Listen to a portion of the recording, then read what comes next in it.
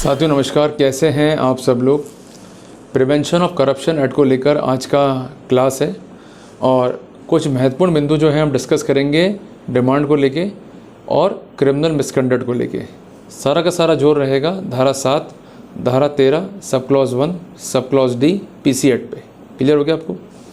सबसे पहले जो है आप नाम नोट कीजिए जजमेंट का, जो कि बहुत महत्वपूर्ण है और जिसकी सहायता से हमें हमारे केस में ये स्टैंड करना होगा कि जो बेसिक प्रिंसिपल्स हैं demand, acceptance, recovery, criminal misconduct को लेकर अगर फॉलो नहीं हुए हैं हमारे केस में भी तो डेफिनेटली हमें फ़ायदा मिलना चाहिए। साथियों बेसिकली देखो, इंडिया में है तो रूल ऑफ लॉ, पर कई बार प्रैक्टिकल प्रॉब्लम ये आती है कि जो कंसर्न कानून है उसका जो क्रियान्वयन है, उसका जो एग्जीक्यूशन है वो डिपेंड करता है जज के डिस्क्रिप्शन पर भी। कई बार जज बहुत अच्छे होते हैं, वो कानून के जो है विशेष जानकार होते हैं, तो विशेष फ़ायदा जो है हमें मिल जाता है। पर कई बार ऐसा होता है कि ट्रायल कोर्ट का जज जो है वो जानकार नहीं होता है या उसको नॉलेज नहीं होती है, तो यू माइट फेस कन्विक्शन। तो ऐसे सिनेरियो में अगर हम हाई कोर्ट जा रहे हैं तो हमारा बुनियाद, हमारा बेस जो है वो ठीक होना चाहिए। अगर बुनियाद ठीक नहीं है, बेस ठीक नहीं है, तो हमको दिक्कतों का जो है सामना करना पड़ेगा। साथियों जजमेंट है ऑनरेबल तेलंगाना हाई कोर्ट का MWR जयाकर बनाम स्टेट ऑफ आंध्र प्रदेश के नाम से जो है ये जजमेंट है। जजमेंट का डेट है दिनांक 16/4/2025। ये डिटेल्स जो है आपने नोट कर ली होंगी। अब थोड़ा सा अपन आगे बढ़ते हैं। इस मामले में एक FIR जो है दर्ज हुई बाय कंसर्न ACB। FIR थी सेक्शन 468, सेक्शन 471, सेक्शन 34 IPC में। इसके अलावा सेक्शन 7, सेक्शन 1320 PC एक्ट का लगाया गया। यहाँ पर दो आरोपी थे, अक्यूज 1 एंड अक्यूज 2। अक्यूज 2 को तो एक्विट कर दिया गया आफ्टर द होल ट्रायल, पर अक्यूज नंबर 1 को भी एक्विट किया गया from sections of forgery and common intention, पर उसे कन्वर्ट किया गया धारा 7, धारा 13(1)D, सबपटित धारा 13 सब क्लॉज 2 PC एक्ट के तहत। मामला जो है हाईकोर्ट में गया। अब जब भी मैटर जो है सुनवाई के लिए होता है, चाहे वो ट्रायल कोर्ट में हो चाहे वो हाई कोर्ट में हो, कुछ ऐसे पिन पॉइंट जो है रखने होते हैं जो हमारे लिए काफ़ी हेल्पफुल हो सकते हैं। सबसे बड़ा जो क्लिंचिंग पॉइंट होता है या कैच पॉइंट होता है वो होता है स्टोरी ऑफ प्रोसिक्यूशन। यहाँ पर स्टोरी क्या था प्रोसिक्यूशन का कि जो कंसर्न परिवादी है उससे पैसों की मांग की गई। अब वो क्या मांग थी उसको अपन जो है समझते हैं। एक सिविल सूट जो है दाखिल होता है before the competent court. Court था जूनियर सिविल जज। इसके जो प्रिसाइडिंग ऑफिसर है वो है अक्यूज नंबर 2, और जो कंसर्न कंप्लेनेंट है इस केस का वो उस कंसर्न सिविल सूट में डिफेंडेंट था। क्लियर हो गया आप देखो। और मतलब क्या होता है डिफेंडेंट का, मींस अपोजिट पार्टी, विपक्षी पक्षकार। केस था परपेचुअल इंजंक्शन का। जो कंसर्न डिफेंडेंट था, मींस जो कंप्लेनेंट है इस केस का, उसने एक एप्लीकेशन जो है फाइल करी। उसका कहना यह था कि हमारे केस में कमिश्नर की आवश्यकता है। अगर प्रॉपर नापचोक नहीं होगा या प्रॉपर फैक्ट्स जो हैं बिफोर कोर्ट नहीं आएंगे तो अल्टीमेटली मुझे परजुरी कॉज होगी। जो कंसर्न प्रिसाइडिंग ऑफिसर थे अक्यूज नंबर 2, उन्होंने जो कंसर्न एप्लीकेशन थी उसे कंसिडर किया और एप्लीकेशन को जो है अलाउ किया। अल्टीमेटली अपॉइंट हुए A1, जो कि पेशे से एडवोकेट है, एज कमिश्नर, जिनका ड्यूटी क्या था कि मौके पे जाना, प्रीमाइसिस को इंस्पेक्ट करना और इसके अलावा अपनी रिपोर्ट को तैयार करना। और इनको ये भी डायरेक्शंस थे कि अगर आप चाहते हैं then you may take the assistance of any qualified surveyor, ताकि रिपोर्ट जो है वो ऑथेंटिकेट हो और कोर्ट को एडजुडिकेशन में कोई जो है दिक्कत ना हो। यहाँ तक तो हो गए इस केस के फैक्ट। अब बेसिकली कॉज ऑफ एक्शन कहाँ से आता है। कंसर्न जो कंप्लेनेंट है उसका कहना यह था कि जो अक्यूज नंबर 1 है वो मेरे पास में आता है। वो कहता है कि भाई आपके पक्ष में जो है रिपोर्ट तैयार हो जाएगी, आपका जो रिपोर्ट है आपको फेवर करेगा, पर इसके लिए हमें जो है 50,000 रुपये आपको देने होंगे। साथियों कुल मिला के ये फर्स्ट टाइम था जहां परिवादी ने डिमांड को जो है चौक किया और अल्टीमेटली उसने ये कहा एंटी करप्शन ब्यूरो से कि मैं पैसे देना नहीं चाहता हूं, मेरा काम जो है जेन्युइन है, मैं रिपोर्ट करता हूं, कानूनी कार्रवाई करें। तो साथियों अगर हम यहाँ तक केस को देखते हैं तो अपेरेंटली यह दिखता है कि there is a demand on the part of accused number 1, पर कोई भी डिमांड जो है अक्यूज नंबर 2 के पार्ट पे नहीं है। ये इंपॉर्टेंट है, इसको आप अंडरलाइन कर लीजिए। कई बार ऐसा होता है केसेस के अंदर कि एक अक्यूज जो है मांग रहा है और दूसरे के पार्ट पे जो है कोई भी डिमांड नहीं है। There might be a possibility कि अक्यूज नंबर 2 से, मैं एक संभावना बता रहा हूँ, इस केस की बात नहीं कर रहा हूँ, संभावना इस बात की होती है कई बार हमारे केसेस में भी कि अक्यूज नंबर 2 से पैसों की रिकवरी हो जाती है पर डिमांड नहीं होती है।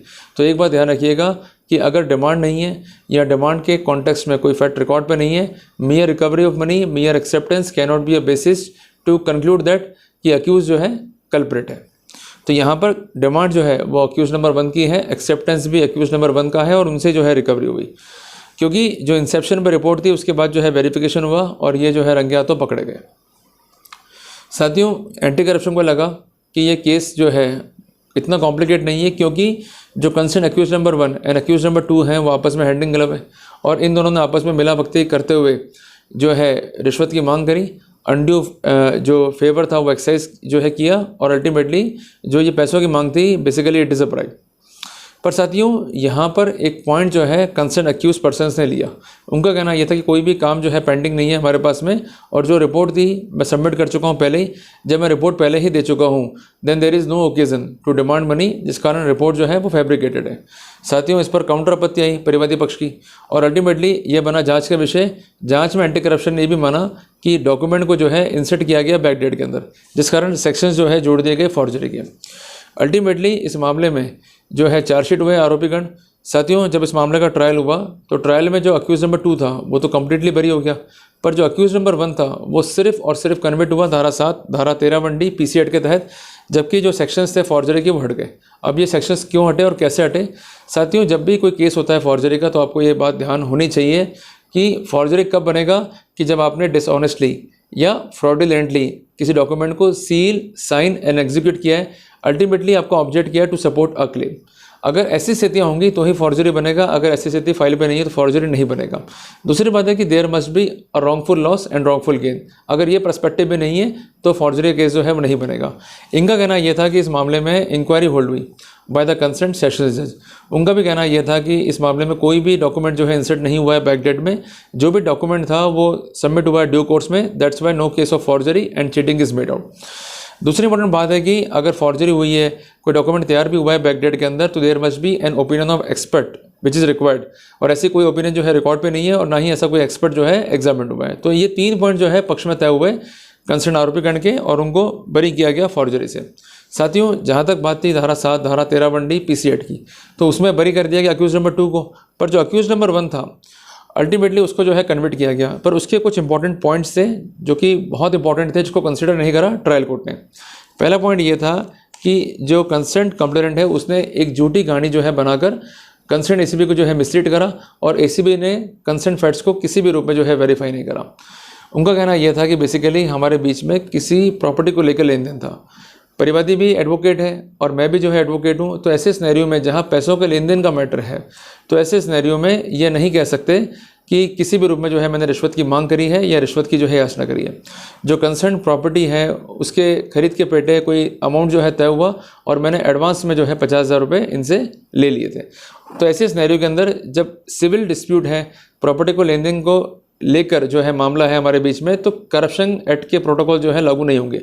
हालांकि यहाँ पर प्रॉब्लम ये हुई कि आरोपी जो है कोई ऐसा स्पेसिफिक डॉक्यूमेंट जो है पेश नहीं कर पाया, पर कोर्ट ने इस केस में ये स्पेसिफिक किया कि ड्यूटी जो है प्रोसिक्यूशन की है to stand the case beyond doubt. जो कंसर्न आरोपी है उसको अपना केस प्रॉब्लमाइज करना है। तो जो पहला स्टैंड था कोर्ट ने इफेक्टिव तो नहीं माना, पर ये कोर्ट को कन्विंस करने का प्रयास किया गया कि बेसिकली एक सिविल डिस्प्यूट को इस तरह से बताया गया कि मैं रिश्वत की याचना कर रहा हूँ और पैसों की मांग कर रहा हूँ as bribe on behalf of accused number 2। इनका कहना है कि मैंने कोई डिमांड नहीं करा, कोई मेरा एक्सेप्टेंस नहीं है, एंटायर एलिगेशंस जो है वो कॉन्कॉक्टेड है। इसको स्टैंड करने के लिए इनका सबसे इंपॉर्टेंट तर्क किया था कि मेरे पास कोई काम जो है पेंडिंग नहीं है कंसर्न फरियादी का। इनका ये भी कहना था कि हालांकि फरियादी का ये काउंटर ऑब्जेक्शन था कि डॉक्यूमेंट को इंसर्ट किया गया है बैकडेट के अंदर, पर मैंने कोई डॉक्यूमेंट जो है बैकडेट में इंसर्ट नहीं करा। इवन इस पॉइंट पे इंक्वायरी भी हो गई है और सारे पॉइंट को देखते हुए सेशंस कोर्ट ने जो है हमें बरी कर दिया। If there is no pendency of work it means there is no motive. When there is no motive in that scenario it could not be said that कि मेरा जो डिमांड है या मेरा जो एक्सेप्टेंस है, मुझसे जो रिकवरी है वो वॉलंटरीली है। क्लियर है बात ये। इनका ये भी कहना था कि ड्यूटी जो है वो प्रोसिक्यूशन की है to stand the case beyond doubt, और हमें हमारा स्टैंड जो है वो लेना है by preparedness of the probability. साथियों, वो संभावनाएं पुट करनी होती हैं जिनके आधार पर निष्कर्ष निकाला जा सकता है और कंसर्ट जो केस है प्रोसिक्यूशन का उसमें डाउट क्रिएट हो जाए, वो संभावनाएं कहलाती हैं प्रिपरेडनेस ऑफ द प्रोबेबिलिटी। इसके लिए यह आवश्यक नहीं कि आप डिफेंस पेश करें।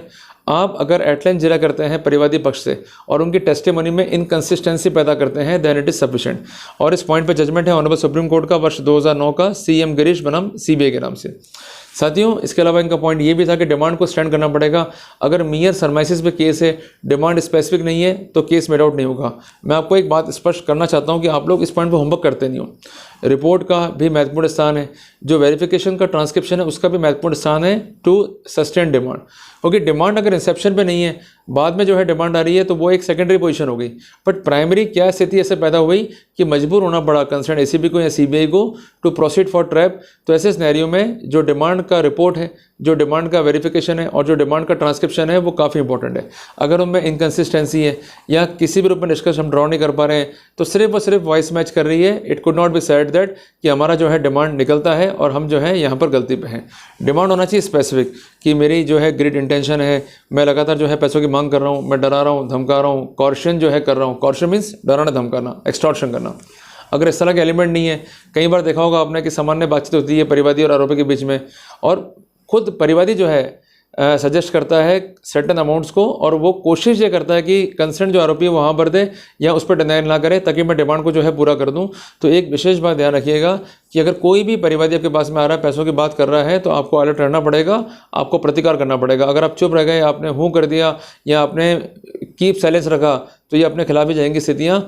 तो मॉडर्न स्थितियों को देखते हुए, जो मॉडर्न पैटर्न्स हैं ट्रैप के, उसको देखते हुए आप जो है प्रतिकार जरूर कीजिए। साथियों, एक बात जो है विशेषता ध्यान रखनी है अपने को कि कई जजमेंट ऐसे हैं जहाँ पर ये स्पेसिफिक किया गया है कि डिमांड जो है मस्ट है।